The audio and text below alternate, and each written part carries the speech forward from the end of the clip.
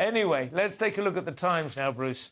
Yeah, so there's two things. Nigella's given up giving dinner parties. She's had enough of it. Yeah, but righto. The real yeah, I mean, that's only how you make your living, love, but I do like her.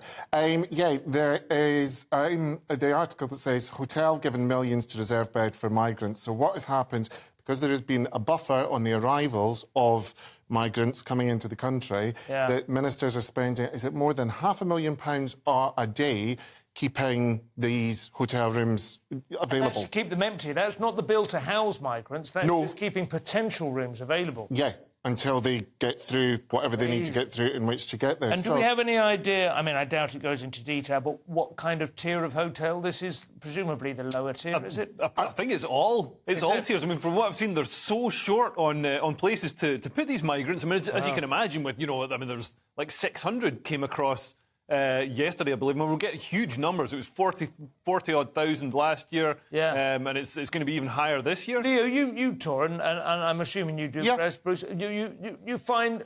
I occasionally have to book my own hotel rooms on tour. I have noticed the prices have gone up a bit lately. Well, what I do And I'm wondering whether it is like a kind of supply and demand thing is out of whack because of this. I'm just speculating. Yeah, of course. But... And of course, we've seen, since Tony Blair opened the floodgates for mass immigration, and immigration went from, about 50,000 a year, which is kind of manageable, to now we've got like 1 million a year. Everybody's got to live somewhere. People aren't just, climbing up trees and sleeping in the trees. Everybody's got to live in a house. Well, there's a real shortage of housing now. And obviously that's sending rental prices sky high. There's a double whammy, and, people in this office talk about it, that the rental market in London has gone insane. And part of the reason of that is that the government have quite deliberately made it much less attractive to be a private landlord in London. For many years, it was an absurdly profitable business because you got the capital gains as well as the house prices as well.